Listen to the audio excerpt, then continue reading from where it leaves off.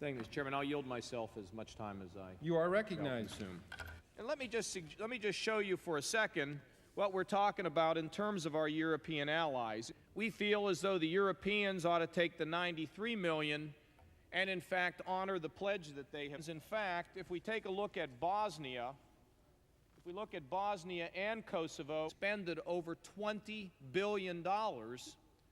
What we're at essentially the same as ours, as you can see when you take all of NATO, similar.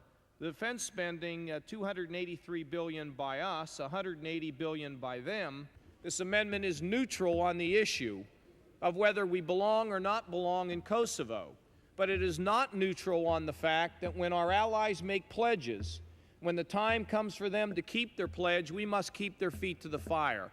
I believe if the House passes this amendment, in my judgment, I think we will see the Europeans begin to do much better in these areas where they've fallen short.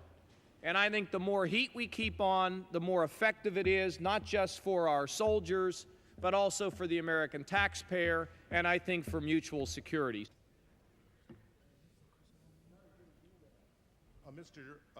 I rise in very strong opposition to this amendment. I think this amendment would be counterproductive.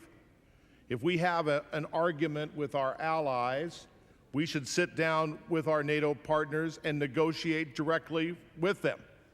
But to come to the floor of the House of Representatives and try to set a date certain on this matter, to me, is foolish and counterproductive.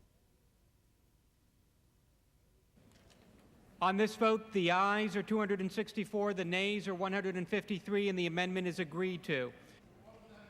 The clerk will designate the amendment.